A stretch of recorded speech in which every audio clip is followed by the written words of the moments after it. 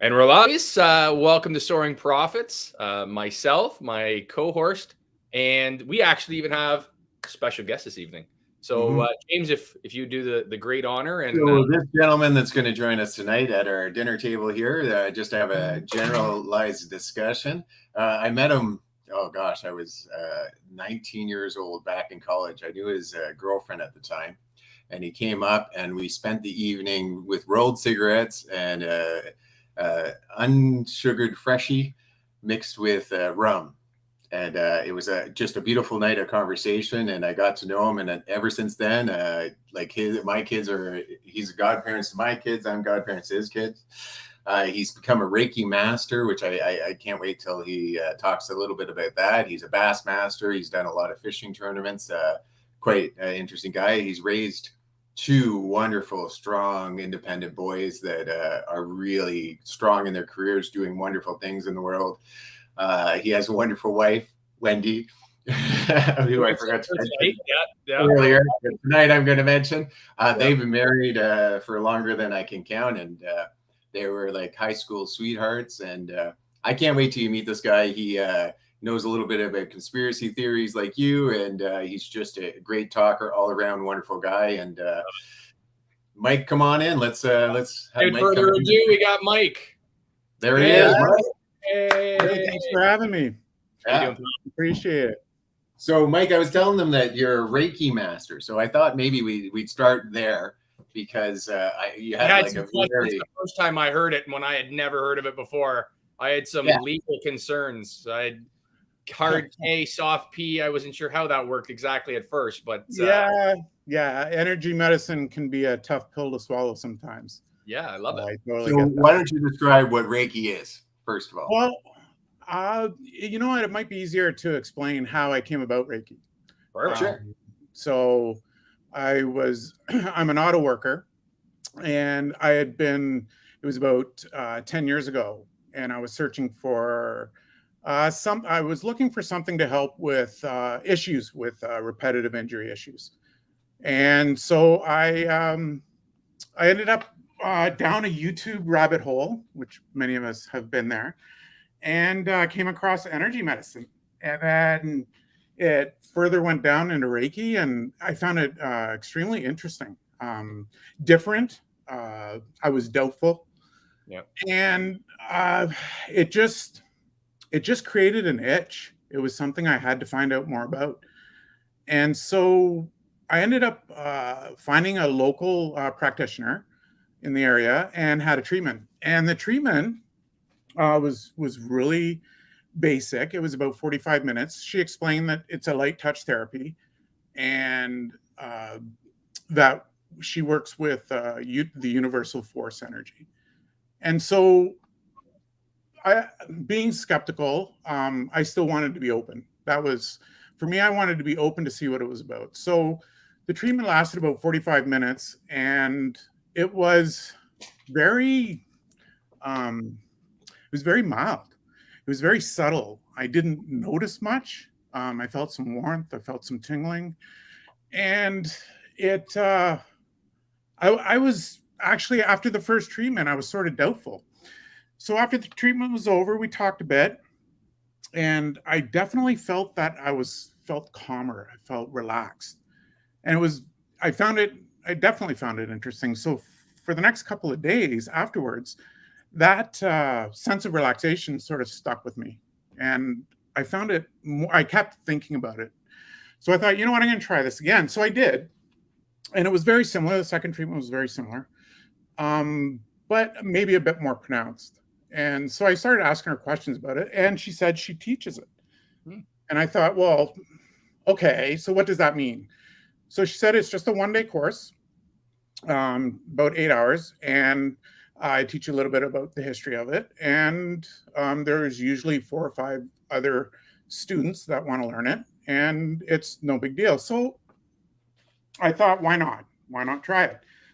And so I ended up doing the one-day training, and it was cool. It was interesting. It was we learned to relax, open up, yourself, and it seemed to be a lot about intention. So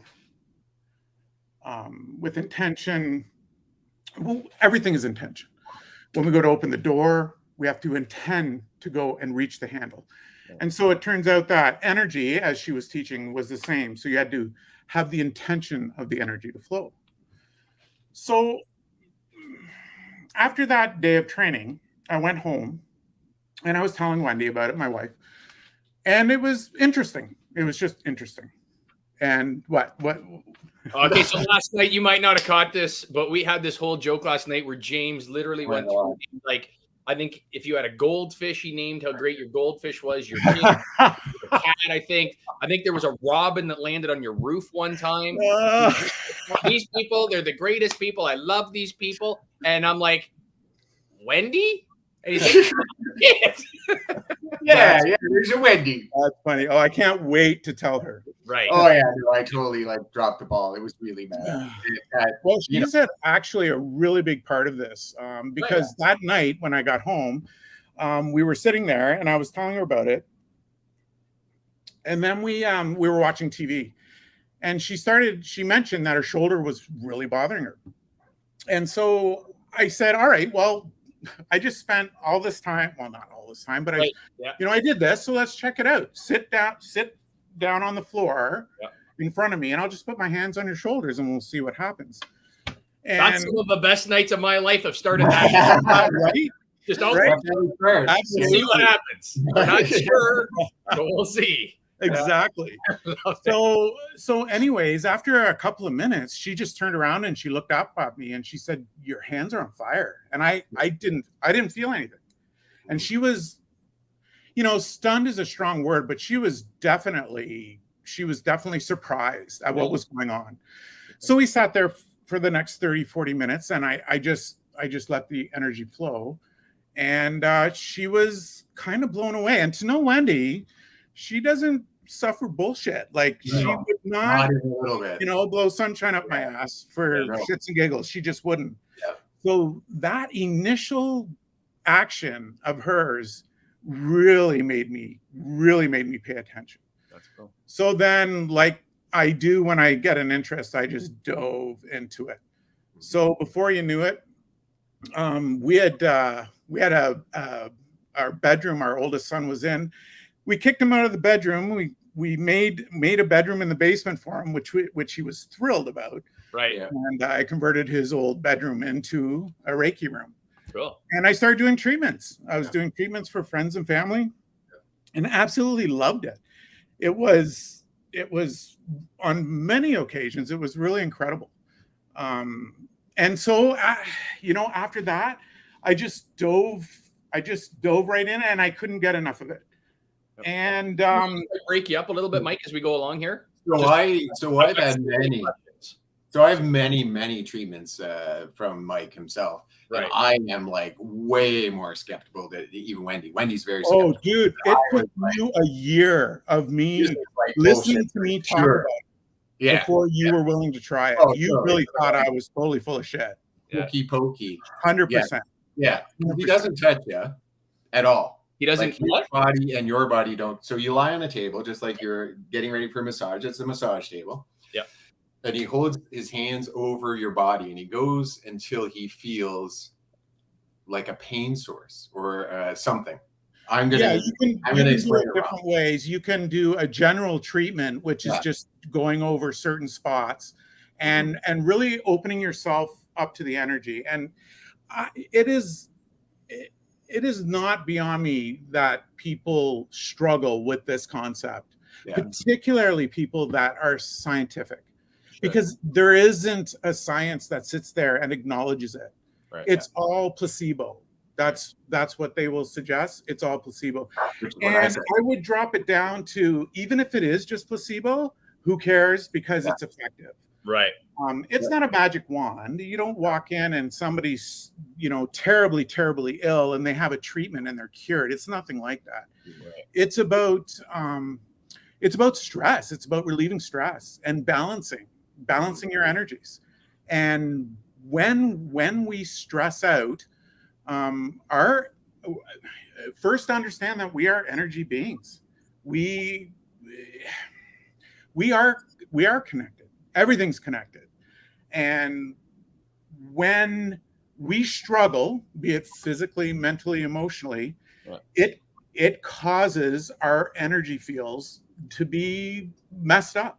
I sometimes compare it to, like, you remember the old TVs where they were staticky? You had to tune the TVs in to get them in. Oh, maybe not, Pat. That's right. You had the rotator. That's all I Yes, had. yes, exactly. Exactly. Yeah, for sure. So I look at it a little bit that way, so that when we're struggling, our energy fields sort of get mixed up. And by tuning into the energy and sharing it, either with yourself, giving yourself a treatment, or sharing it with somebody else, it just helps balance that energy out. Sure.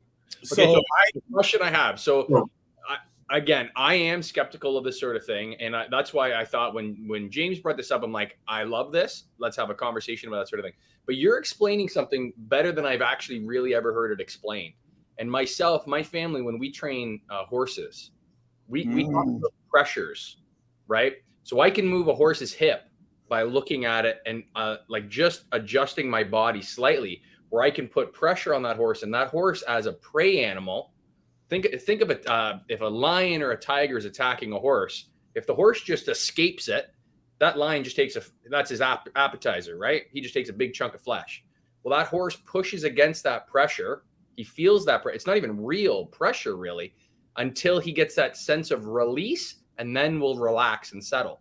So when I'm training a horse, I can use just my physical proximity on that animal, and I can move a hip, and I can move a shoulder, and I can do that sort of thing. So I'm with you.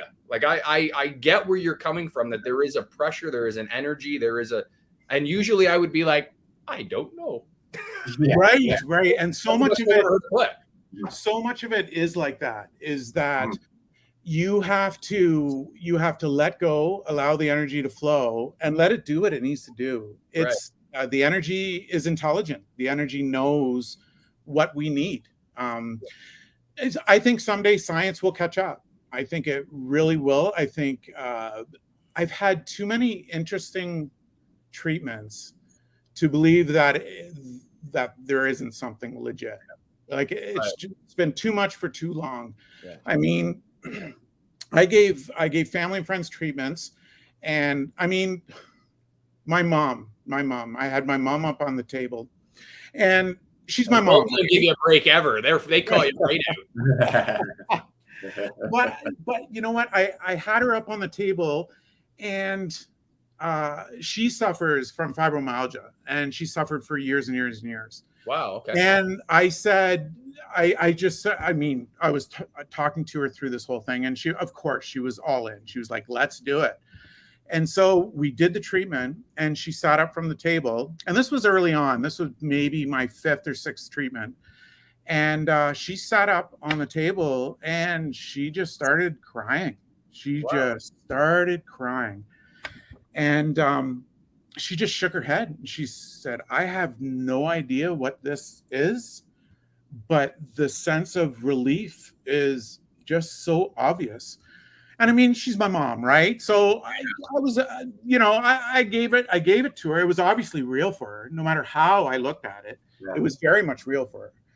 And but these treatments and how people felt throughout the treatments is what just anchored it for me. If I didn't have that positive feedback, because back then I was just learning, right, and I didn't feel the energy. I didn't feel the energy at all. I just had the faith that it was because of the responses from other people. Wow. And it just progressed from there. I was seeing people at the house, and that became difficult because of dogs, kids, family. It was just hard to do. You really need quiet. You need things to be still. Right. Yeah. So I ended up talking with my my wife's chiropractor. So she had a treatment set up, and I went with her, and I just brought it up. And this is a big deal for me personally, because I just have a hard time putting myself out there. That is just not who I am. But I just knew that it was right. I knew I had to. Right. And so I sucked it up. I went with her, and after her treatment was over, I said, "Hey, you know what? I've been learning treatment, or I've been learning Reiki. I've been doing treatments, and I really, really like it. And I wanna try doing this." Yeah. And she said, "All right, all right. So I need to know more." And I said, "Well, why don't we book a time, and you can come over to my place. I'm all set up. I'll give you a treatment, and then we'll go from there. Because if there's nothing there, then that's totally cool. If not, maybe we can work something out." Yeah. So a couple of weeks later, we worked it out. She came up, she had a treatment, and I was nervous just incredibly nervous. And the treatment went fantastic. So she sat up throughout the treatment. She talked about different colors that were like, her eyes are closed, but she's having these colors move in and out. And so she was talking about that during the treatment. And she sat up afterwards and she said, "You can start whenever you want." And I was just blown away. I just could not believe everything was just falling into place. Like, it was just, this was meant to be. I was meant to continue doing this. I remember because you came down to Peterborough and we had a conversation on the front porch here. And that's right. Right. Yeah. And I remember we were kind of laying out, and I remember talking to the time, and I said, "There's a book out there, and the author's in my head right now." That's right. We gave him the book. Right. I did, because it was business related. It was about the book going forward with the business. Exactly. Yeah. The book was called The E-Myth, and it talks about this young woman who is a baker. And what we were doing is we were linking the passion that you had for Reiki and what it would take to take it to the business level. Yeah, that's right. Yeah, the different hats that you need to wear to be a businessman. Right. I remember that was part of our conversation was that was what I took mostly from you. Because this was, again, being an auto worker, being in the manufacturing world for 15 years, it was just not my thing. It was so new to me. Yeah. And so, so from then it was just, so for the next 5 years, I continued doing the Reiki. In 2019, 19, at the time that we sold our place in the city that I had my treatment room set up, I ended up shutting down the business because we were building the house. So we sold our house in the city we were in, and then we decided to build, tear down our cottage and rebuild it for our retirement home, sort of thing. Awesome. And so it was just, the timing was, you know what, I need to put everything on hold. I'm switching up gears, and I just don't have time for this right now. Right. Yeah. And we'll see what happens. And then, of course, 2019, we built the house, and then everything happened. And then COVID, try doing Reiki treatments, hands-on touch therapy with a mask and COVID, right? Yeah. So it just became, so I haven't practiced on clients for 3 years now. So cool. But it's, you know what? It was really incredible. I'd say one of the most profound treatments I ever had was with Wendy's uncle. He was passing from cancer. Mm-hmm.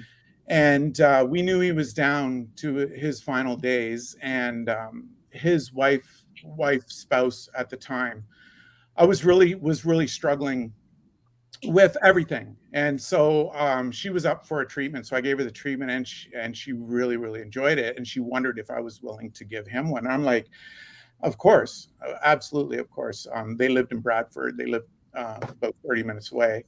And but I never thought for a million years he'd allow it, because he was this manly man. He wouldn't even let the women in the family give him a hug. He would push everybody. Like, touching was definitely not his thing, especially a dude touching him. He would, this is just, but I guess he got enough pressure from the wife, and he let me come and do a treatment. And the treatment lasted about an hour, and you'll notice during treatment, some people, their limbs, their legs, and their arms will twitch as the energy flows. It's hard to explain. So Pat, you definitely have to receive a treatment someday so that you can say you I'm in. it better.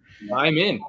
Like I say, Mike, when you started explaining that, and I don't think, like, I did a little bit of research on Reiki when we first started here, and nobody had kind of explained it the way that you had just. And he has a way of talking. Right. Yeah. My own personal experiences, I was kind of able to connect that to like the animal husbandry stuff and the training is that my family, well, we've done for years and years and years, and that energies and pressures and that sort of thing. And we're all just animals at the end of the day.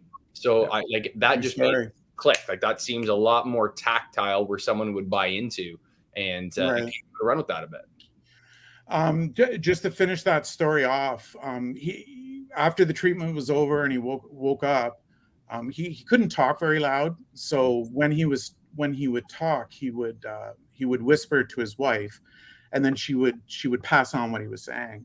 Yeah. And what he said was, he paused, and then he said, it was like I was talking to God. Mm-hmm. So that really set me back. That treatment allowed me to understand how spiritual it was. It became less about energy flow and more about spirituality. Right. And that really connected the dots for me. That growing up with no religion, and my parents weren't religious whatsoever. I had very little religious understanding besides that there were books written. I had basic, but no connection for me. But this really changed things. That's interesting. And I continued for him for the next 4 weeks. I gave him a treatment a week, and it obviously helped him just by giving him a sense of peace. It was obvious that it meant a lot to him, and that'll be something that I will never forget. I know when I started getting treatments, when I finally broke down, it was like, okay, fine, whatever, dude. Like, fine, I'll get on your freaking table. That's totally the way you were about it. It was like every time I saw him, and I knew he would resist. I knew, and it's a dude touching a dude. It's just weird. Really right. Yeah. So anyway, I hop on the table, and he starts doing it. And so as I've talked many times to all you Soaring Prophets out there, all my stuff was emotional. Like, I was really suffering. I was at a terrible marriage. I was going through a lot of punishment and stuff like that. And after each treatment, man, I literally would fall asleep on the table. And like I said, my leg would twitch. I'm like, why are you touching my leg? And he's like, I'm not. And I'd open my eyes, and he's way up here because he's working on my heart, is what he ended up working on every freaking time, was like, and I could actually energies move through my body like a wave when I was awake. And then I started having like these weird visions, and I don't remember the visions now, but I remember telling him. I remember you talking about that. And the visions. And afterwards, I just felt lighter every time. It was the weirdest thing for me. And so now to say that, we went to a psychic convention. Well, it was a health convention in Paris. Yeah. And I had another Reiki treatment from a woman, and it was awful. Like, I felt nothing. Like, it was totally different. So, like, you really have to pick. It's just like chiropractic and all that stuff. I'm sure. You got to find the right person. But Mike, he had it, and it was amazing. Like, I kept on going back, and I even convinced my wife, who is like, gosh, like, she is anti-touch, like ex-wife. Anti-touch, like anti-touch. Absolutely. And she never got on the table, and she actually liked it too. Yeah. And my son had a heel injury. He hurt himself at soccer, and Mike really helped him out there too. Yeah. So Reiki for me was like just a joke. I thought it was funny. In fact, I would tease him all the time about it. Like, absolutely. Well, from Reiki master to Bass master, it was. That's right. He was relentless. Yeah, exactly. He could not let that go. Never. You know what master is? I hate those terms, master, because the way I feel about Reiki is that nobody's really a master. with it. No. And it's, you know, something to touch on is that it's something that we all can do. It's something we all do. Right. I said do. But you know when we say we got a headache, Yeah. and we got a stomach ache, and we got a backache, we always put our hands where it hurts. Our child falls, stumbles, busts up their knee. We're putting our hands around the knee, and we're giving soothing talks to them to calm them down. We do it, and we don't even realize we're doing it. Sure. Everybody has this. This is not special in that you need to do anything besides want it. And it's really more or less about meditating. It's about getting quiet, slowing your breathing, and having the intention of one of the key things is opening your heart, which sounds like really vague. But when you're grateful for something, when you think about when your child is born and you're holding your child, that feeling of your heart swelling when you're holding your child, that is a gratefulness. And when you slow your mind, you slow your breathing, and you open your heart, the energy flows. The energy just flows. A lot of times on the podcast here, I talk about a trifecta. I talk about you have to heal your mind, your body, and your soul. And the soul is a lot about that heart stuff that you're talking about. And what I've been trying to convince the people that are watching is that if you go out and do a simple act of like telling someone, that a stranger, you know, I really like your scarf, or your kindness, stop and you listen to someone, kindness, that energy inside you just soars. And that's exactly what you're talking about. You open your heart. Yeah, it's like the Grinch. The Grinch, when his heart starts to just build and swell. Oh, are you the Grinch? Right, that way. Yeah. That way. Right. Everything's backwards. Yeah. So you're totally right. Like, so once you open up and you just start seeing everything around you as joyous as opposed to negative when you start opening yourself up to these energies and it's joy, happiness, and it's completely natural. It just, that energy starts to flow. A lot of times after the treatment, the client would get up from the table and they would say, what does it feel like for you to give the treatment?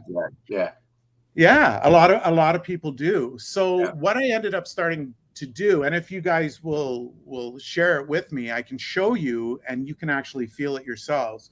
But if you take your hands, and if you guys could do this with me, and you can slowly rub them together and then push harder and harder and work faster and faster and get it really, really heated up, and you keep that warmth and it keeps going. And when you stop, you can feel a vibration in your hand. You can feel that energy flow. So when I'm giving a treatment, and a lot of times even talking about Reiki or thinking about it, my hands will get that buzzing feeling in my hands.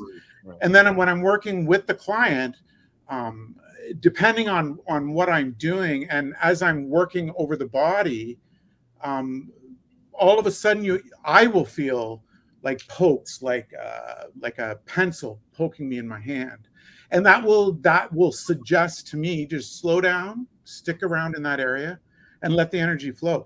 That's all I'm doing. I'm not making the energy do anything. I am letting it do what it needs to do, and it's your energy as well. It's not just me. It's combining the energy, letting it flow, and just letting it naturally do what it needs to do. And it sounds so simple, and it truly is.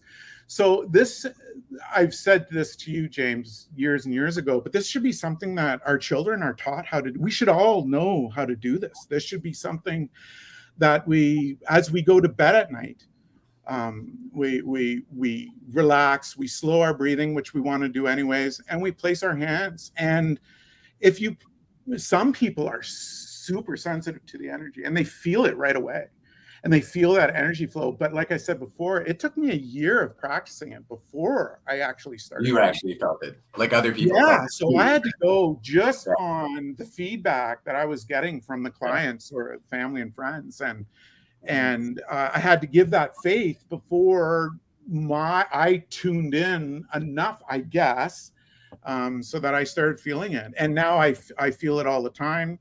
And I listen to it. If all of a sudden my hands start buzzing like that, I pay attention. Is it me? Is it something that I need to look on myself? Do I need to add more attention to me? Or is it somebody that's around me that's in need of the energy needs to flow, and I just let it flow? Right. And it's hard in that it's hard for people to accept something so off the wall. Yeah. It does sound kind of out there, for sure. Yeah. Sorry, James. It does sound kind of out there, like it's totally. I totally get it. It's just like when Pat and I talk about religion, and we really feel the faith, and we really feel the energy of God and stuff. And to explain that to someone else, like, it's very hard to explain it to someone else when they can't feel it because they choose not to. Absolutely. That's Reiki. That faith, when you call upon that faith, that is exactly what I'm doing. Yeah. And when you call out that faith, however you do it, you are intentionally, with your thoughts and your energy, opening yourself to a higher power. Yeah. And the connection that you have that means so much to you, be it whatever religion that is, that's Reiki. No, that's awesome. What were you going to say, Pat? Well, I was just going to ask, like, so Mike, when you first started into this and you started down this kind of path and the journey that you've kind of went on here, you had talked a little bit briefly about, like, science hasn't really caught up to being able to make this like a tactile, this is causing X. But like the parasympathetic, like, nervous system that we have in our body, right? When you're able to kind of touch into some of those aspects, is that kind of what the essence? Is that kind of what you're? Yeah, absolutely. You totally plugged right into that. That is exactly what's going on. Okay. That is exactly what's going on. Early on, when Mike was trying to convince me. Sorry? Oh, sorry, man. Early on, when Mike was trying to convince me, he showed me experiments that they were doing with Reiki masters, like trying to. I can't remember the tool they used to feel the energy, but they actually were able to register energy for Reiki master hands. And it was scientific experiments, and it was very interesting. Yeah, I think it's, I mean, I haven't looked into where they're at scientifically with it, but you know what? If I was able to be involved in a study, I would jump all over that. That would be amazing to be involved with something like that, because I know there's physiological changes while I'm doing the treatments, like the feeling in the hands, the energy flowing. I can feel flushing. I can see flushing in the client. I can see the cheeks get red. I can see the breathing deepening. I can sometimes see veins pulsing with it. There's so much going on. I would love to see more studying with it. I think it will happen. I think it will eventually be acknowledged. Yeah. How long that takes, I don't know. But at the same time, I had to let that go. I had to not allow that to be what this was about. And it's sort of like faith when you guys talk about faith. And I mean, James, you and I have had many conversations about faith. Yeah. And before Reiki, it was really your opinion, or how you saw it, and I didn't have an opinion, so it was coming in, but I had nothing to relate it to. But bringing Reiki into my life totally allowed me to click with it, like how you explained it. It made so much more sense. Well, that, again, going back to, when we first were talking about subject matter and what we wanted to do with this podcast sort of thing, and the journey that James is going on and taking some of the folks on that he's kind of brought along with him.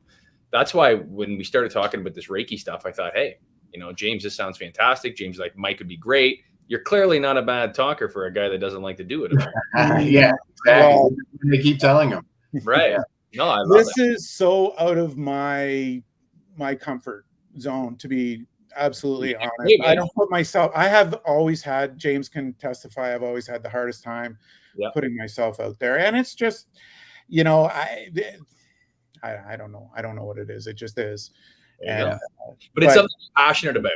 Yes. And that's kind of where James and I, when we started this, and, you know, for those people that are watching and those that'll watch later, is that when we first started this, we thought if we can be passionate about a few subject areas, right? Yeah. James is talking about, you know, his weight loss journey and where he is and coming through, you know, some tough times in his life. And now where he's, you know, the guy's running 10K. Right. Yeah. Like you did 10K today. Crazy. I just did it today. Yeah. 10K. That's insane. Yeah, I have after a hip injury. I had a really bad hip injury and now I'm back full. I got good. So see how fast you recovered from that? If you so I started seeing as fit as you were, it would have taken way longer for you to recover. Yeah. And I started seeing an osteopath. And an osteopath. Oh, nice. That's funny. Wendy's seeing an osteopath right now. Yeah. And she had never seen one before. And she thinks he's fantastic. Yeah. And that's energy work too, by the way. It is. Yeah, no. So there's a lot to it. It's not just energy work, but there's definitely energy work going on. It's a movement of muscles adjusting your body back into the same space. And she says she takes the energy from the front of it and the energy from the back of it. And she tries to, like, this woman has forgotten more than I know about science. So when she explains it to me, I keep on saying, I don't know what you're talking about. She tries to break it smaller and smaller and smaller. Yeah. All I know is that when she touches me, like, she will like touch me like 3 times somewhere. Settle down, Pat. Settle down. I don't feel anything. And then all of a sudden, like today, she touched me here. And I almost jumped right off the bed because it hurt so bad. And was it like a trigger point? So apparently I'm all tight in here, and makes sense because I do a lot of work with my arms. But yeah, so anyway, so the moral of the story is I don't think I would have recovered as fast without osteopath. Oh, nice. And yoga and the fact that I'm fit. You could have been giving yourself Reiki at the same time, but so often we don't even think of it, right? Did you even think of it once? No. Did you think of it once? And I mean, you've given yourself treatments before. I have. Yes, you have, right? Like you gave me a lesson on it, and I started doing it, and I did not get what you get from it. So but I practiced for a year before I started getting master. It just wasn't. Hey, Colin, there's one of the sons I was talking about using. That's my godson. Hey. Hello, Colin. Love it. Yeah, we gotta have Colin on here one day. Super knowledgeable about construction. Oh my God. Yeah, definitely. We're on a podcast, but totally got to get him on. He's a great guy, and I'd love to sit down and chat with him. So I'm gonna switch gears here, like I like to do every once in a while. Now, I'm sorry, Pat, but I just thought about how this is a unique opportunity. All of us, at a very, very young age, lost our fathers. And, so Mike lost his dad at the age of 24. Before I was 27, and you're a young man yourself. And so Pat and I have kind of been talking off and on about that. And I'm sorry if it's too raw right now, Pat. We can move on. But I just thought it's a rare opportunity for 3 men who had, like, his dad. Oh my God, salt of the earth. Like, he was like our dad's, just a joy to be around. Great talker, always like upbeat, kind. I can't say enough great things about that man. And anyway. Are you talking about Pat's dad or my dad? Your dad. My dad. Oh, thank you. He just was an incredible man, and unfortunately was taken away too early. And shortly after, my dad was taken, and that kind of bonded us a little bit more because we had that experience. Yeah. But something that when you're that age, you don't expect to be dealing with that. No. And, you have your... when my dad passed, so my dad had heart disease, and one of the reasons we decided to have children so young was because he was sick, and we knew that we wanted him to be able to meet his grandchild, and he ended up passing away 2 months before Colin was born. So it really sucked. It really sucked. That wasn't Colin that you're talking about right now in the back. Totally. That was You suck. You could have at least come early enough. Yeah. So yeah, it was so hard. Fortunate for me, I was newly married, a son on the way, and I had so much going on that it distracted me from everything that happened. Like it was hard to put into words.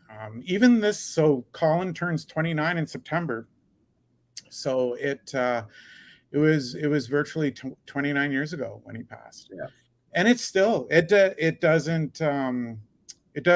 never go away. It's just difficult. It's something that but what I wanted to say about that was that I honestly believe that when we think about our loved ones, that is the connection that brings them into our surroundings. As soon as the thought is there, I feel my dad. Yeah. And it's something that's helped me get through, to know that, yeah, he's physically gone, but physical is just only so much. And there's so much we don't understand. And I don't think we're supposed to, but that's okay. Just having that comfort there is something I know I can always reach out for. Right. I know there are times that I, like, when I'm in a big turmoil, I might have been in turmoil once or twice in the last few years. Maybe. I have talked to my dad and went, God, I could really use your advice. We've talked about how my dad and I was a young man, and we were just turning that wheel from I'm his boy to like we're equals, we're men. And so we started talking on that level, and it was the best year of my life. It was just amazing. You guys connected so hard around that time. It was amazing. And then unfortunately he passed away. So like at times of duress, I miss his advice. Wisdom. So I ask for it. And quite often I just feel it, or like an idea will come into my head and I'll be like, oh my God, that's brilliant. That's totally what I'm going to do. Or I just feel comfort, or, and maybe it's something I've made up, but I don't think so. I think my faith believes that he's here and he's helping me out. And there are times that I draw upon that, and it just gets me through certain occasions. Right. Yeah, absolutely. Yeah. So for again, and those that have kind of watched before, is that so my father passed away here almost exactly 6 months. Oh. And so my dad died of a very advanced form of cancer, and they gave him a month to live, and we ended up racking 13 months out of him, and they were it was kind of like, and I this is kind of the wrong way to put this, but it's like when you got the old dog sitting around, like they get the extra steak, you know what I mean? Yeah. It was just so focused. Well, but like I get that. I totally get that. Yeah. So we would sit in the backyard and we'd do bonfires every night, and we would sit and shoot the shit and tell stories and that. And my father, again, kind of going from the faith aspect, is that, and I'm telling this for the profiteers out there, you've heard this before, but for the tears, right? You like that? I like that. I like that. Right. So, absolutely. My father, with his faith and his deep faith in God and religion, and that is that when he was diagnosed with cancer, and they basically said he was diagnosed at the end of October, and they said don't buy Christmas presents. Wow. And he stood in the office, and they had just given him a death sentence.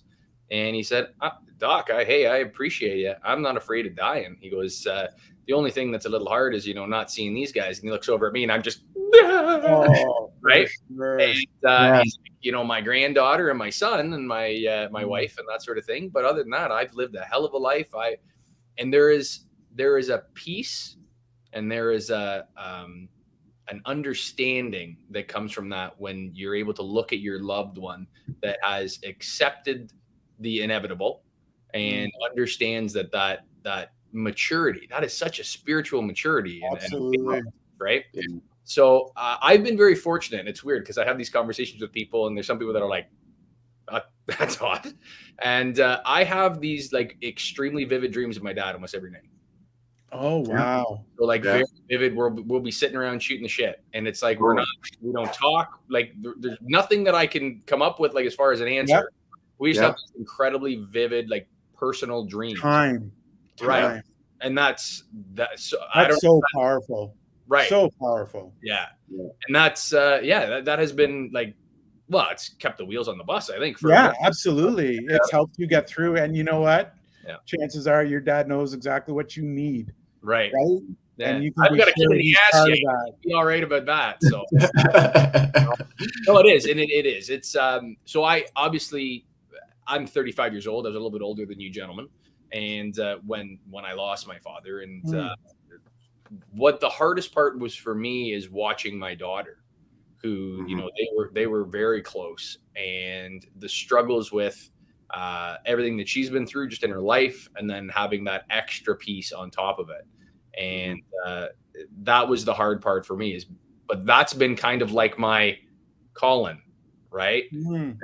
That's been my keep the wheel rolling, gotta keep going down the tracks. Yeah. Yeah, and that was the same for my Sasha, because Sasha was just born. She was, I think, 6 months old or something. Yeah, he is the reason. You know what? I forgot how relatable that was with. No, that's why I was saying we got to talk about our stories, because so true. And for me, it was Sasha. Sasha was the reason that I kept on going. That I could get to work. Because I was pretty devastated. Now, I'm not gonna lie. I did not grieve. It was last year was the first time that I grieved my father's death. I broke right down, fell right apart. Up until that point, I hadn't cried. I hadn't got upset at the funeral, just like totally stone-faced. Yeah. I gave a eulogy that my brother wrote, not a tear. I gave it twice because, and I just couldn't feel it. I think I shut it off. And then last year, because I'm going through this domino journey, and I talk about how you have to heal your mental. I got to my family portion of healing that, and I realized what I lost, and it broke me. Like that is so you. Hard. That is so you. The fact that you didn't allow yourself to grieve is so you, and the journey that you've been on for the last while now has been so powerful. The difference, I mean, you know, it started with the weight loss, but that is such a minor thing compared to what you've been through, where you're going. Profiteers. Oh, this is the man right here. This is the reason the keto guy started. This is the reason that we have Soaring Profits. This is the reason that I lost weight. Nice. This is the reason I'm the man today. This is the reason I began the domino journey. This guy right here, over here, Mike. I thought you were talking about God. Those conversations about how this guy showed up at my house. It was a party, and he had lost a bunch of weight, and he's the guy right there. Yeah. No, wait. That's too funny. No, this is the guy. Anyway, so just so you know, he taught me everything there was to know about keto, and got me on the first step. And that's all that was just a step. And you know what? That is so powerful that you've been able to reflect on moments of despair and be able to bring that back and to actually release that. I am sure that some of our treatments that we've had together, Reiki treatments, that was part of what you needed to deal with what you've been through.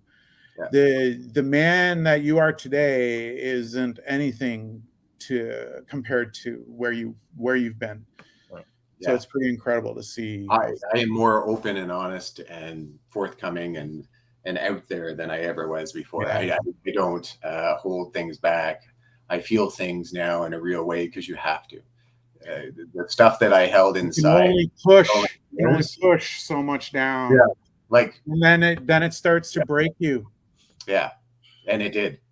It did break me. And both of you men picked me up several times from a broken situation. And without either one of these guys, I wouldn't be here. Honestly. I mean that from a deep place. These two men are the reason that you get to see me, and the reason that you're now telling me that I'm helping you. So national treasure. Yeah. National treasure. Yeah, I heard that somewhere. I heard that. I'm not sure. I don't know if it was wonderful young lady, during a Reiki treatment or what it was, but all of a sudden this national treasure started coming in. No, one of our profiteers, that's what she's pegged them, is national treasure. I think it's fantastic, and it's stuck, and I think it's great. So that's funny. I didn't realize that's where it came from, Pat. I thought it was all you. No. I like the guy. He's a goddamn liberal. Yeah, so I'm thinking he's more of a centralist. I am. No. There's some stuff like I don't know if we're gonna start throwing Molotov. No. Yeah, so I am an old school liberal. Like I'm John Fish. Yeah. You know what, Pat? You would hate me for the fence sitter that I am, because I love to sit on the fence, and when there's a discussion going on, it's like, yeah, I totally get what you're saying, and then it's like, yeah, I totally get what you're saying. You're both right. And you're both totally wrong. Well, that could be, but that's what everybody here at the table. It's so easy to sit back and judge, but more often than not, when people are speaking from their heart, they're speaking from their truth, and they may be wrong in your eyes, but more often I think they're right in their own eyes. And 100%. And that's Mike. That's exactly where this all came from. Is that when James and I would sit there, we'd go out to the pub, and we'd be having a beer, and we'd be talking with somebody, and they would just be so irate about something, and James or I would say something, we'd be like, well, but have you thought about this? And they just be like, and then like in 7 minutes, we would say like our little spiel, and they'd be like, no, like I really get it. Like I see that from a totally different perspective, and they would be able to communicate, and you wouldn't have this like loggerheads of hatred. Yes. And it's really more about listening to someone's point of view than it is about trying to teach someone about another point of view. Right. And when you go back and forth like that, when both people listen, that's when true communication happens. And when you're a good talker, hey, Sarah, when you can explain yourself well, that's where growth happens. We got an amen, Mike. Yeah. This is our first time with comments. I don't even know what to do with all this stuff. I love it. Look at us. I love it. But that's exactly another reason why we started this, because we were like, you know what? Like, no one allows anyone to talk anymore. Everyone's trying to yell everyone down. Like, there's no flow of opinions. Pat and I often have opposite opinions. Sometimes we agree, but we at the end, like we haven't so much on the podcast because we kind of tame it down for the podcast, but we've had like heated arguments. And at the end of it, we're like, yeah, okay, brother, we'll see you next week. Like that's so cool though. That's so cool that you can each be passionate about your ideas. Yeah. And at the end of the day, you can still frickin', bump fists and not get all upset about it. Well, and Mike, I think you nailed it there, pal. I think the big problem with the world right now is that, and tinfoil hat. Hey, I love those hats. I love it. We do get into this at some point. We're 50 minutes into this, so we better put it on. But we are so segregated through the media. We're so segregated through the minor political differences that we have, that we're separated, and we're cast a lot almost. And it becomes such a weird dichotomy when people can't sit down and, like James says, and that's where this all came from, is, have this dinner table discussion. And I think so many people over the years were like, you know what? I didn't like Uncle Tim, but I sat there and listened to him because he brought up some interesting things, and they might have been different, and I might not have agreed with it, but he got me thinking a little deeper on the understandings of what I had. Yeah. We don't do that anymore. Yeah. What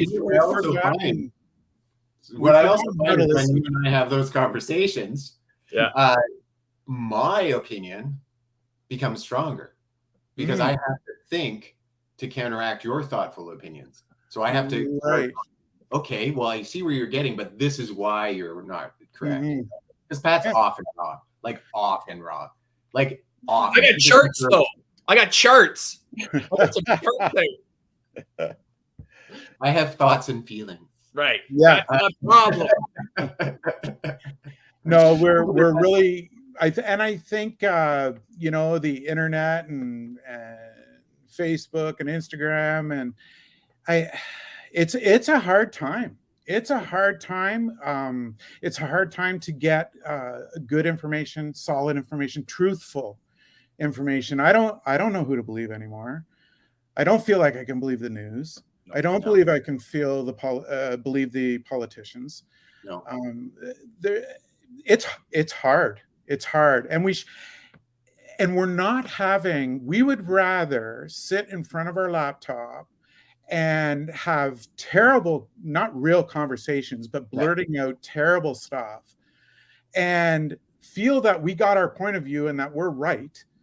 Then we do sitting down and having conversations. We don't want to have conversations. No. I mean, we do, but we don't.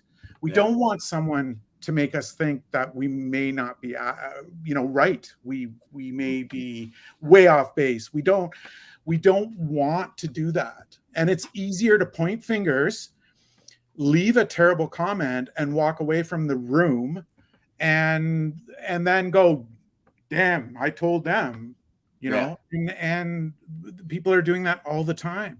Mike, I couldn't agree with you more, pal. That is very liberal, and I think it's terrible. And Mike, you're absolutely right, pal. And that's exactly where this stemmed from. Is, you know, to be able to have these conversations, to push an open dialogue, and if people that, you know, listen to what we're saying and just take a fraction of it and can come up with one line. And if you can engage somebody at the water cooler at work, you can engage somebody in your personal life, like James is talking about. When you get that opportunity to engage somebody in a workplace, or when you're buying your milk and you're talking to the convenience store guy, and you bring just a snippet. Hey, have you heard about this? We talked about how it opens you up, right? So many more opportunities, a different way of viewing the world. It's just a dramatically different lifestyle, other than just mulling about, not giving a care about anything. Yeah, exactly. And it creates growth. It helps promote growth. Right. And I hope that we start moving more into that direction where we're having more one-on-ones, and less of, I don't think that's going to change a lot. Well, Elon. Oh, love that guy. Yeah. Well, okay. So you yourself, as an auto worker, you know, you've done that for many years now. What is your take on, you know, kind of the long-term kind of progressive view of what Tesla as an organization, as a company? So I say I love that guy. Right. When I've heard him, and it was more or less, it was a couple of podcasts of him on Joe Rogan. That's where I got him. And just a super intelligent guy. I'm concerned about the electric cars. I don't know. I don't know if this is going to be the way to go. Everybody's jumping on board. Everybody's saying it is, but we got a lot of hurdles to figure out.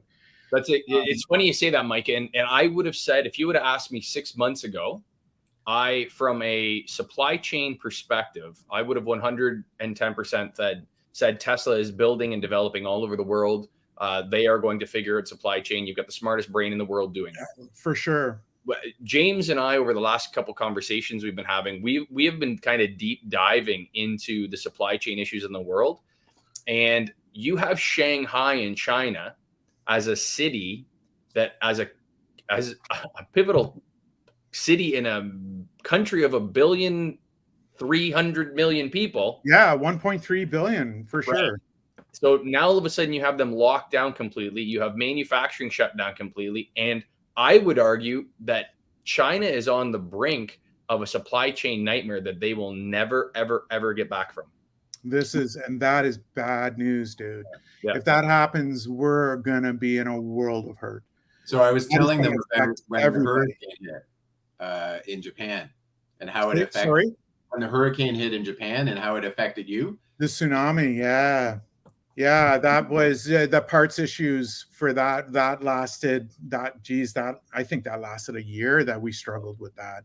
That was a really big deal. One of the concerns back to the Tesla, I there was, and I mean it was just a quick article. It could have even been on Facebook. I'm not sure, but they talked about how our infrastructure isn't even close to being able to handle a high percentage of electric vehicles.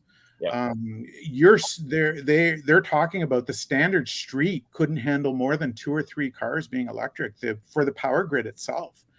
So how do we manage something like that within the next 10, 20 years? So Like, you're saying the we draw? can't even get our roads. Are you saying the draw of the cars, like to charge the cars? To If charge the cars, they could not handle 4 cars. cars on one street charging at the same time. Right.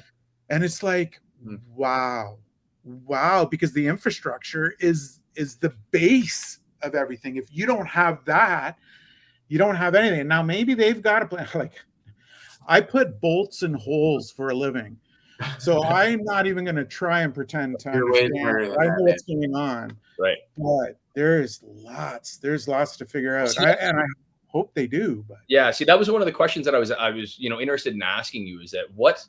Obviously, everyone knows what Tesla is. Everyone knows that Tesla is hoping to be a giant killer in the automotive industry, and that's what I was wondering if the things that you're hearing coming down the pipe, because that you have to be talking about it a little bit, right? Oh, we're converting over to electric vehicles at Honda. So my question to you is, and this is where I'm still fleshing out kind of my thesis on what I think is happening here, but I think you're going to see where for the last 50 years, we've been focusing on globalization, and we've been working on global supply chain. So you've got part A that's made in China. It gets just-in-time delivery to your plant. Just in time. Right. So now when we had a manufacturing shutdown the way that we did, you have cities going offline in China. You have 200 million people being locked down and not being able to do it. Is the just-in-time part going to continue being manufactured in China because of the risk? And to change it now? Right. That infrastructure has been set in stone for so long now. How do you change that? A national security issue. Well, totally another aspect to it. Right. Absolutely. So what my concern is, and this is, for what it is, my concern is that we are, and like I said, if you would ask me 6 months ago, I would have said, Elon will figure it out, don't worry about it. I would say over the last 3 months, 2.5, 3 months, and again, I'll kind of flesh this out, and then you guys tell me what you think about this. I think we are going to go through a massive deglobalization event. China, everything we're talking about China right now is that they've been looking at Taiwan, at invading Taiwan in a military action. And I think Russia looking at Ukraine and them not winning, that they have been static and they have not, well, that's what we're hearing, right? Yeah. So the Ukraine is not a military power.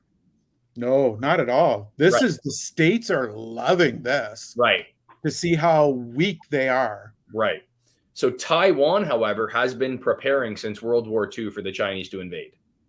They've been preparing for 50 years. And how does a tiny country like that deal with a mega power like China? Well, so that's the thing. So if the United States and all of the European powers are sitting in the Ukraine going, we sanction the shit out of you, you're done, we're not allowing you to go into the Ukraine, they would likely use sanctions as a military tactic as well with China and Taiwan. Taiwan also is on the brink of nuclear weaponry. So you've got 1 million dead Chinese before they ever hit the Taiwanese shores.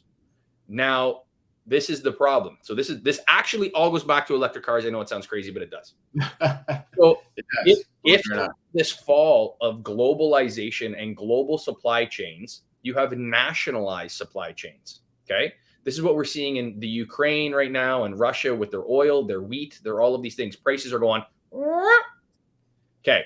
So your car that you guys manufacture right now, you've got little parts all over the place, but they're plastic, they're metal, they're alloys, they're all this sort of thing, right?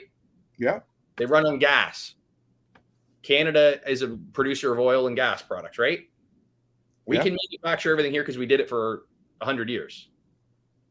If you take Chile and you take copper being mined in Chile and you take that off because they're not going to ship their Chilean copper, and you take rubber out of Africa because they're not going to ship rubber out of Africa anymore, and you take a labor source because Chinese labor is not cheap anymore because it's not efficient. So now you have this massive deglobalization event that 3 months ago I wouldn't have ever thought would have been a remote thing. And now everyone's going, holy shit, hang on. That's food, that's automotive, that's oil, that's scary. Yeah, I hate having these conversations. I am not going to sleep tonight. Thanks to you. I know. Isn't it great? I love the Pat. He tells me how we're going to lose money, how we're going to deglobalize, and we're on the brink of World War III. Just give up. I'm just going to. That's it. Right? But it's yeah. So I was talking about during World War II, when it was coming up to it, it was like the Great Depression and all that stuff, and it got them out of the Great Depression. But they all became very, what he's talking about, all of our processes and all of our, I don't know where Pat went, but I'm sure he'll be back. All of our food that we produced stayed in our country. All of, the gas that we produced stayed in our country. We were reusing our rubber and stuff like that. We didn't, sorry guys. We kind of stopped exporting. One, because exporting wasn't safe, right? If you send something across the ocean, it got sunk quite often. Yeah.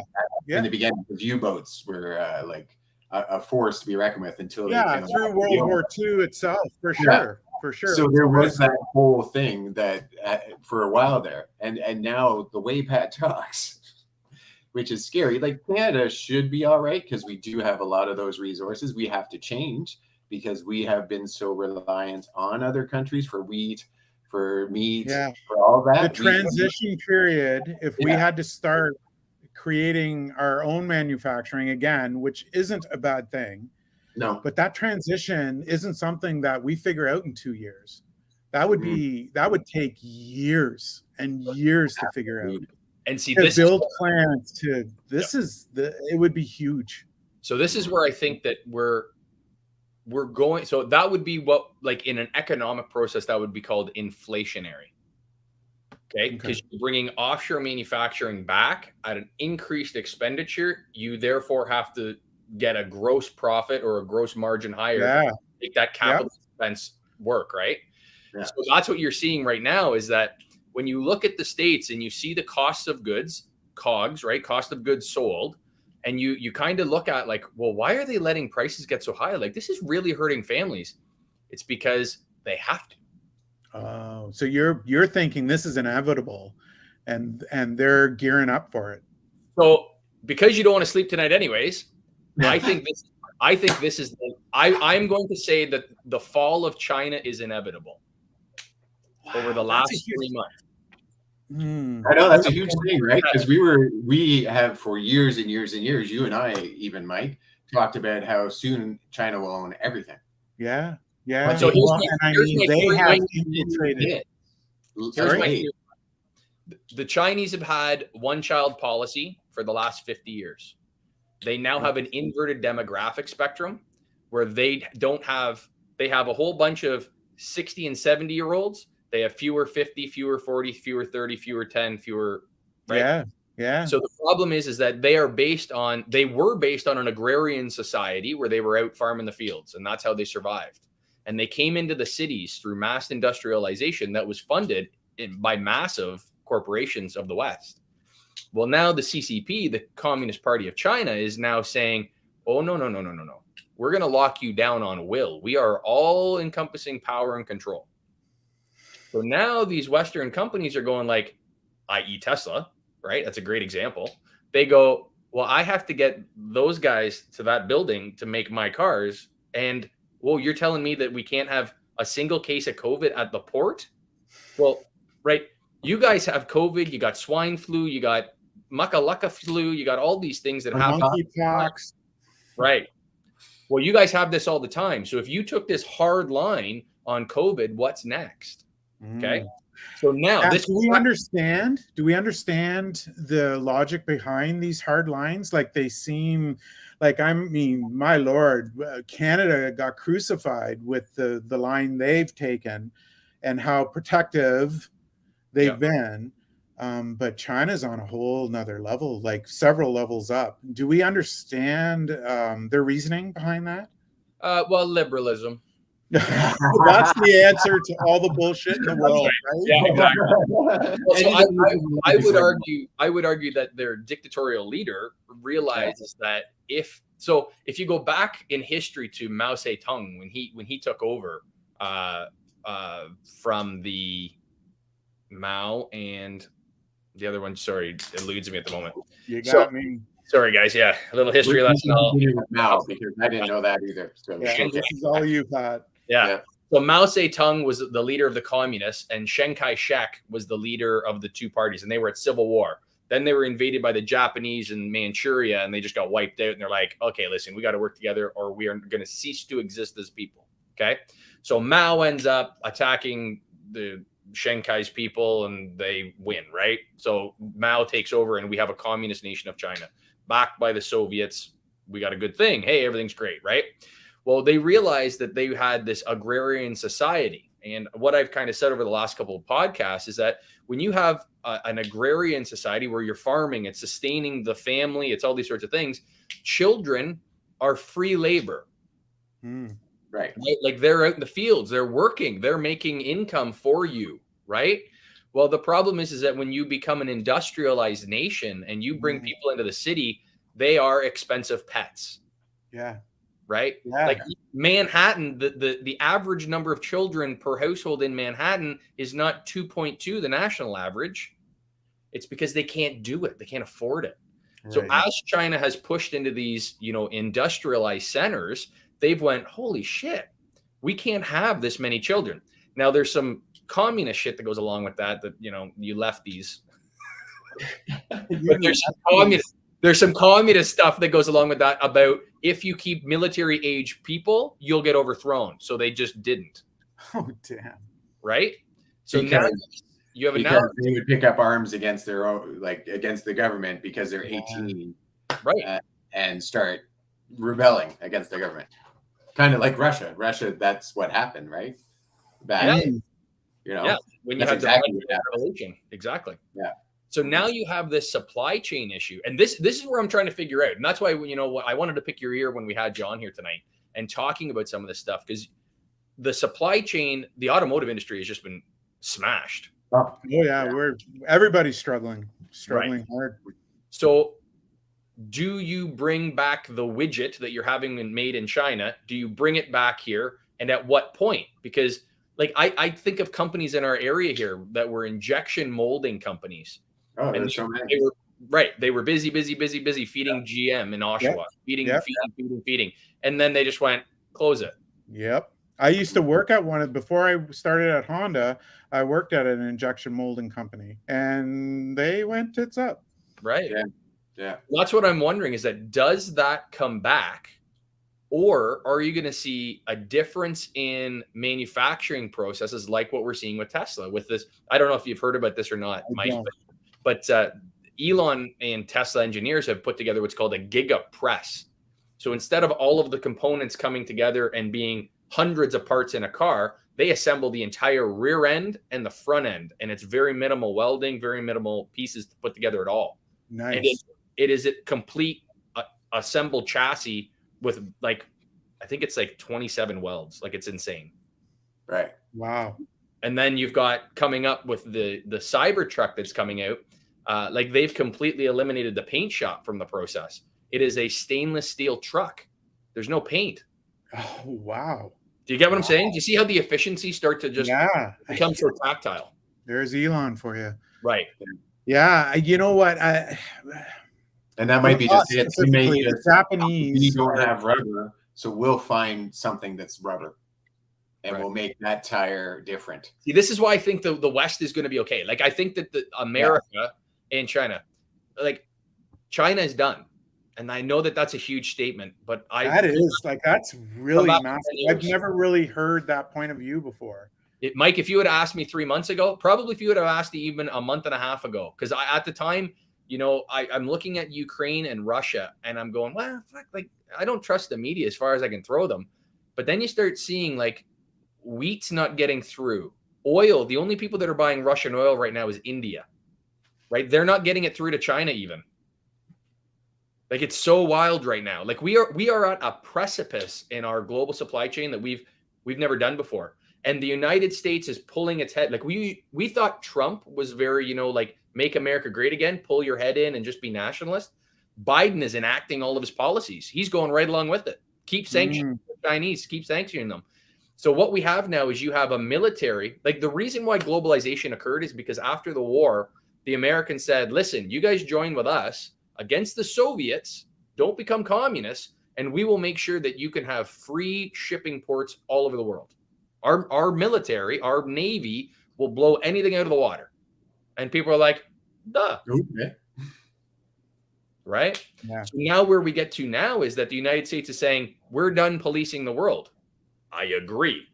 The problem is that who's going to do it? I'm definitely not sleeping tonight. You're definitely not sleeping tonight. No. Yeah, and you know what? I'm so not connected with what's going on currently. Like I don't watch the news. Right. Yeah. I don't have cable. I don't have time. 100%. And, That's what we talk about. I end up hearing things second, third, fourth hand, and I listen to the best I can, but I don't dig. Yeah. I don't dig partly, and talking tin hat conspiracy stuff. I used to be that guy. Yeah. I was back 15 years ago when the conspiracies of the Twin Towers were coming out and on and on. It blew. I was so bad. I was so bad that I was making DVDs of loose change. And I don't know, Pat, if you know, I know you do, James. Yeah. Oh, I was making 20, 30 DVDs of loose change, and I was coming to work and I was passing it out to everybody. I love it. I was blown away. And a few years of that, and I started realizing it was affecting me. I wasn't being able to turn it off. It was making me incredibly cynical. Yes. And I couldn't believe anything. It was like the world was completely false. Like it was nothing but fake. And I was losing sleep over it. I was losing sleep over bullshit. Yeah. And at one point I just said, I can't, I got to stop. And I pulled way, way back. Yeah. And I stopped digging because I didn't want to know the truth. And it's sad. No. It's sad because I didn't know if it was the truth. Yeah. Yeah.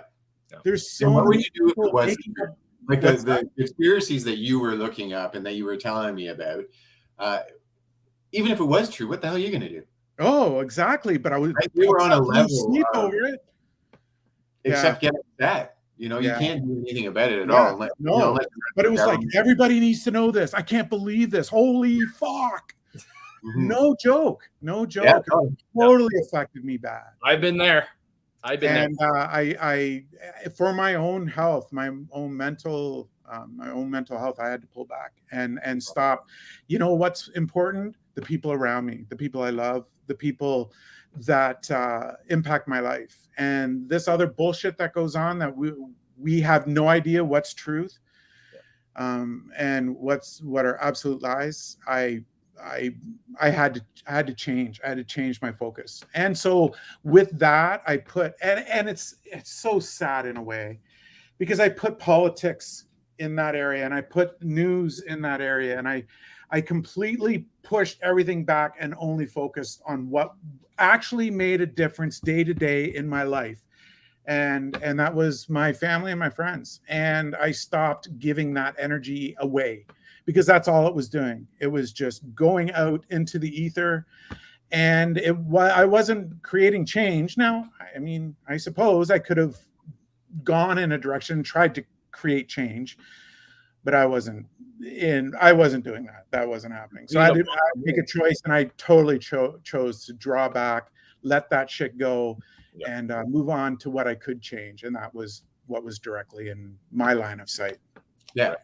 Yeah, and that's super important. You really have to focus on your family and on yourself. Yeah. You like heal yourself is what I talk about a lot. Like heal your mental, your soul, and your body. You can't possibly help anyone else. Like it's so impossible. Like when I was broken, I was trying to help people, but I was not great at it because I was hurting so much inside. Like I would start helping someone, but then I'd fail because I didn't even self-love. Like I didn't care about myself very much. I didn't look in the mirror and I wasn't happy. So once you start like pulling back and, start fixing yourself, then you go back out into the world and you can be that positive influence now. Yeah. You can pass Reiki out and that energy and heal those that are hurt. No, absolutely. It's like Care Bears. Yeah. Care Bears. Warm and fuzzy. Rainbows and unicorns. Exactly. Liberalism. Yay, liberals. So for me, why I look into this stuff is so that I can make money off it. You guys, you're hugging. He's not wrong. Truth comes out. 100%. 100%. You're just being honest with it. That's why you dig, right? Yeah. You're digging because it's important to you in that direction. That makes sense. It doesn't make him afraid. No. Sorry, James? It doesn't make him afraid. What it does is he sees the opportunity. Yes. Yeah. For sure. The whole thing that China's going to fall apart and we're going to become a commerce where we have to move production inside the country. That's opportunity. That's not fear. Right. Oh my God. I'm thinking, I'm going to lose my job. That's what I'm thinking. Right. And he's like already like 4 years. Please let it last longer than 4 years because then I retire. So Oh, you got 4 years. Yeah. It's pretty far. We got 4 years, I'm sure. No, and it's funny though, because again, like I've had conversations with people that, investing in that and they're like, Tesla. And I've called some numbers out of what I think, that are good buy ranges for buying Tesla stock. And if China falls apart, Tesla's going to get crushed, right? There's a huge market cap that's put into the Chinese market. All of these other companies too, like NIO, XPeng, like Warren Buffett stands to get absolutely hammered because he's got a huge BYD is a motor company out of China and he owns a massive stake in it. So if you have this push that happens, it'll be really problematic, right? So I don't know if you can get ahead of this and see that there might be something coming down the tracks. That's a macroeconomic change. It changes your microeconomic view on what the price of Tesla or X or oil or whatever is, right? Like we call right now, I sort of feel like you're speaking Chinese. Yeah. Well, but okay, so like oil, right? So oil, you go and you get gas every day, right? You fill up you fill up that kind of stuff. Right. It costs me $200 a week to drive to work. That's nuts. So $200 a week. But why is it happening? $800 a month. How much does it cost to fill your boat, your jet ski? Like I'm telling you, this guy is living. He lives on the water. Right? He's got a boat, jet ski. Do you have 2 jet skis now? No. No, that's not mine. That's Wendy's. Right. Mine's the boat. And you're not wrong. It is Wendy's. It is. It's 100% Wendy's. Do not touch it. Yes. No, absolutely. But all that is gas anyway. Sorry. Go ahead. So if I can look at a chart and I can pull up that I think the gas, well, we called it, I think a month and a half ago, James, we were looking at the gas was running back to $130 and it was at like 96. And I said, before July, you're going to add $130 again. And it's at what, 125 today? Yeah. Well, you can plan, right? Like you can start making assumptions that goes along with, I'm not buying a boat. Yeah, absolutely. I bought a boat. Absolutely. Yeah, I heard that. Congratulations. It's a great little boat. Yeah, it's a great little boat. I've been on it a lot. But was it the boat you sent me, James? Yeah. Oh, dude, that was, you know what? I was looking at that. I'm like, if the motor runs and it doesn't take on water, like you're laughing for that. The motor purrs like a kid in every time. You stole that. Yeah. You stole that. It worked out great. The guy was a fantastic guy. He actually ended up knowing our family. So yeah, so and there's a whole father story that goes into that actually, because there was I had no interest. I'm not a boat guy. I know nothing about boats, and I am about that mechanically inclined. Oh, dude, right there with you. Right. I'm terrible. I can't freaking open the hood of my car without racking my knuckles. That's so it. I totally appreciate that. Yeah. So that was a little scary when we had a bit of a, well, it's like, okay, what does it need? And he's like, nothing. I'm moving to the East Coast. I just don't want to drag it across the country with me. So I'm like, cool. Fair enough. I will put that in my driveway. And James Nice. and your son, you've had a pretty good run out there with it a few times. Oh yeah, me and Andrew loved it. Craig has been on it too. Well, Craig was the one that helped us get it going. Yeah, really, because he's the only one with boat knowledge. Yeah, like knowledge. Boat, and, I mean, I've had a boat, but I don't know how they run. Yeah, no, exactly. Well, I told Pat that you having a boat, every time we went out, you had to fix something. Holy crap! Every time. And we didn't go out that many times, but every time something happened. Yeah. Usually it was me. Yeah. So far, so good. But no, like that's a thing though. If you could start looking at this, right? And like I look at, I would say by the fourth quarter, so I'm saying by November, you're going to have massive food shortages across the globe, which is going to send pricing of wheat and commodities through the roof, right? And like this is as scary. And I'm not that guy, like Mike. I know you don't know me that well. I'm not that guy. This is like scary. You're not the sky is falling type of guy. I'm a let's plan. You're seriously concerned. Seriously concerned that there's not going to be enough food for a large portion of the population. So the news media isn't saying it, Mike, but if you go, because he's been scaring me, I've been looking, and there are a lot of like financial geniuses. Like let me say, Pat is a financial genius. Like the stuff that he's shown me, the stuff that he's shown me, he actually took a stock. And he said, I'm going to project, I'm going to draw these lines. He went through the whole thing, taught us and the profiteers how to watch a stock. And then we opened it up, I think it was like 2 weeks later, and it followed the exact lines he drew. Nice. Nice. Amazing. And he's done it time and time again. When you know better, you do better. You just do better. That's it. That's why I dive. Yeah. So Pat sees it as a financial opportunity, and he's afraid. I see it as a mental health crisis that we've never seen before. And if we don't start looking into better use of our hospitals and better use of dealing with mental health, like, if we are doing 24-hour holds when someone's in crisis and then they go, you know what, I'm good now. Well, they're not good. You've solved nothing. No. They've just calmed the hell down, or you've injected them with something. Or they're so freaked out. And then you're letting them back on the street. And then they go back out on the street and they're doing the same exact thing. Or worse, I've watched them be ignored. Like Pat and I have seen a topless woman smashing on a business window and no one doing it. And we had to let her out. I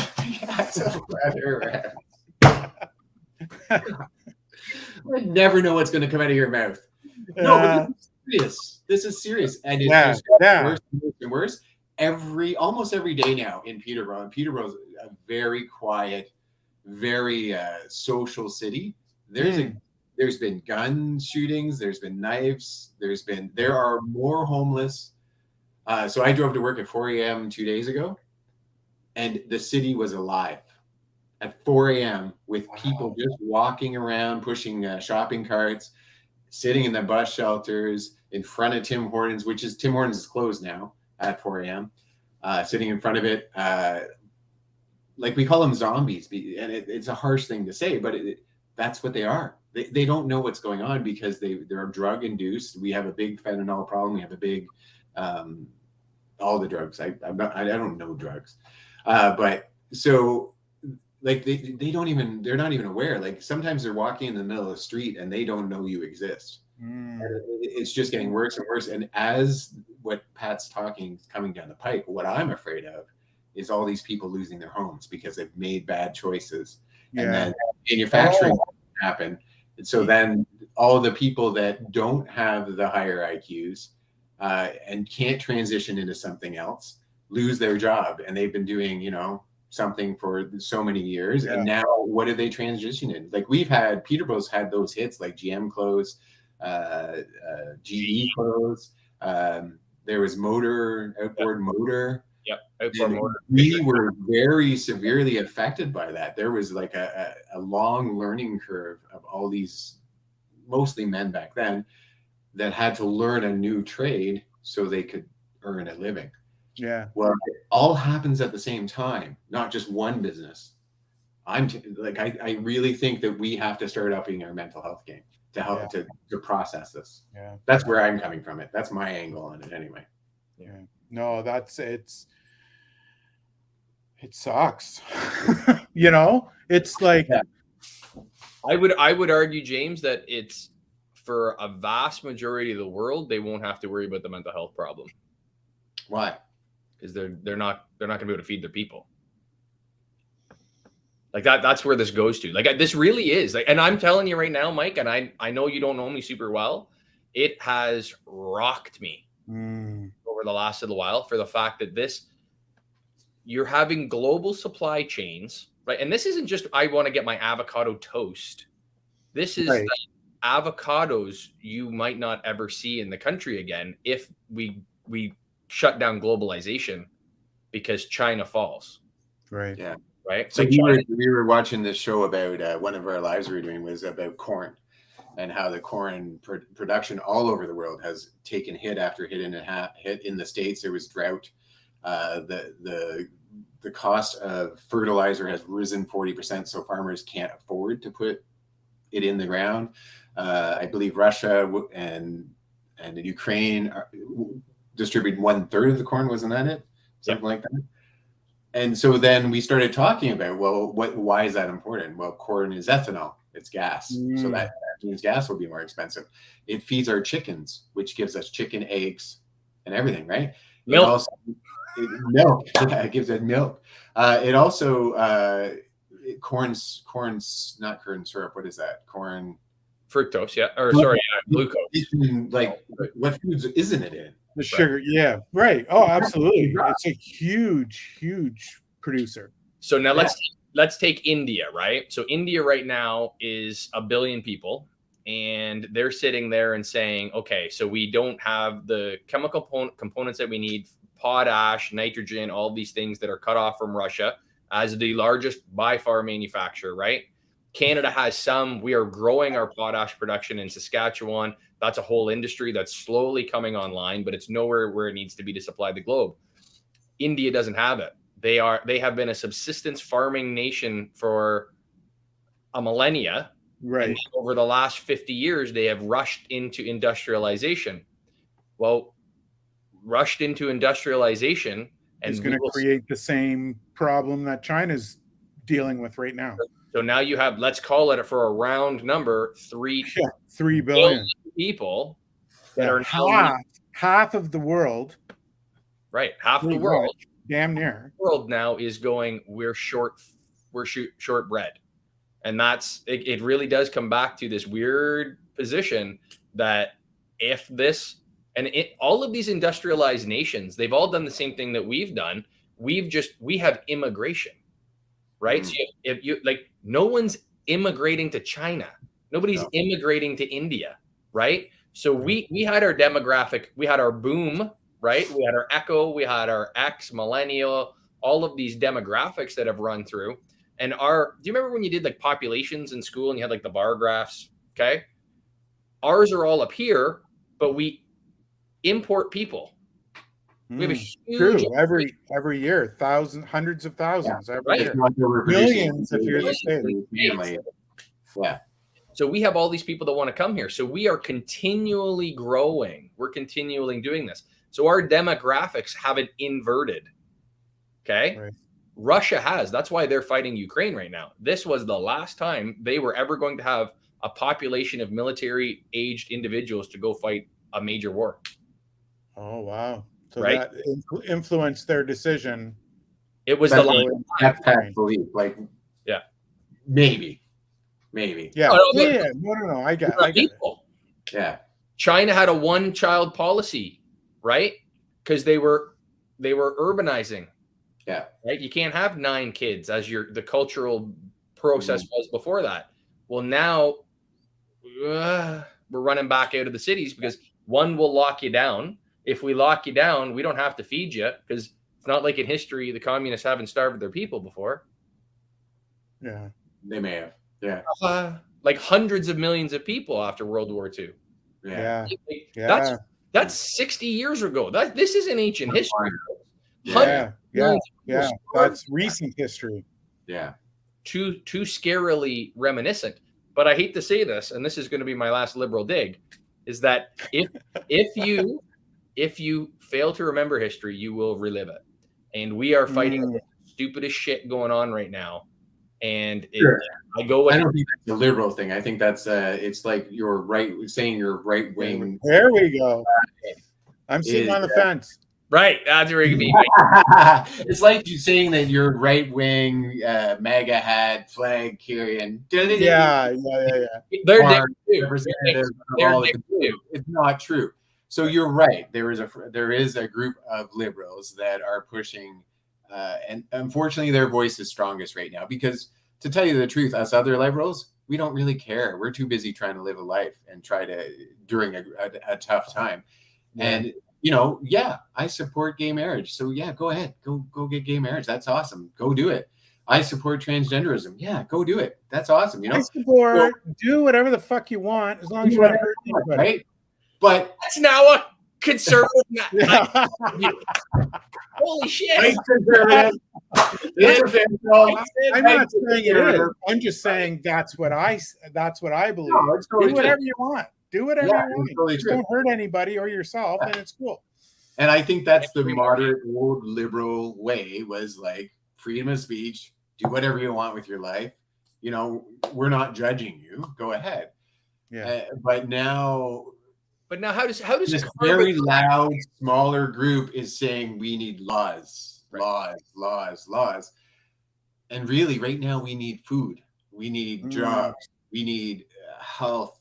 Prosperity, safety. We need these things. These are the important things we got to stop focusing on. And this isn't a liberal idea, but we do have to stop focusing on, celebrating transgenderism, celebrating homosexuality. All of that stuff's important. I know it's important. But right now, with what we're going through, with what every economist in the world is screaming at the top of their lungs, we really have to stop.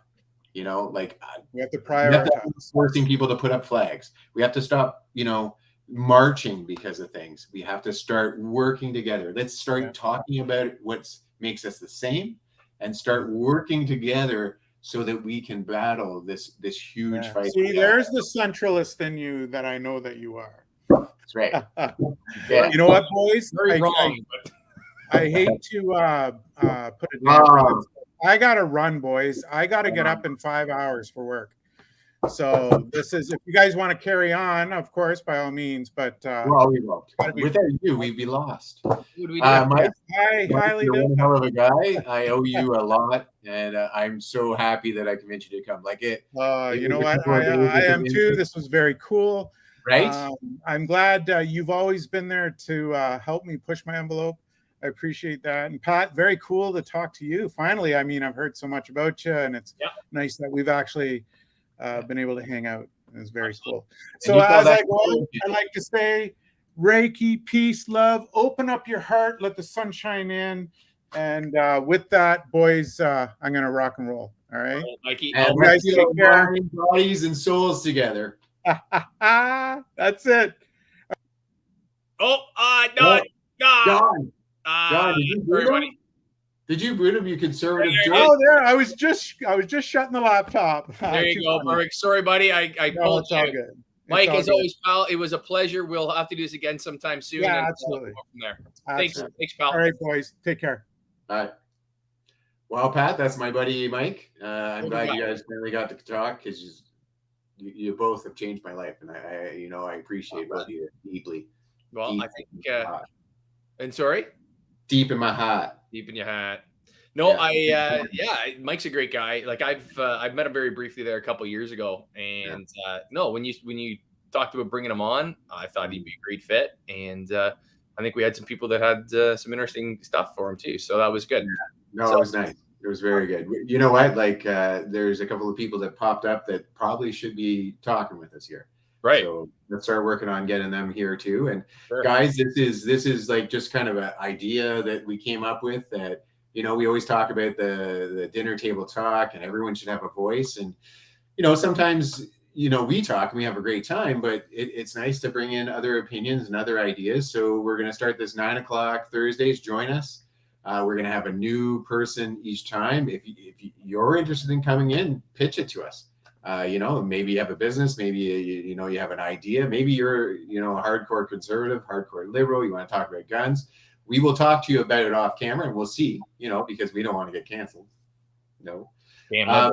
But no, we want to start having those conversations. We want to teach people that it's safe to have a conversation and change minds.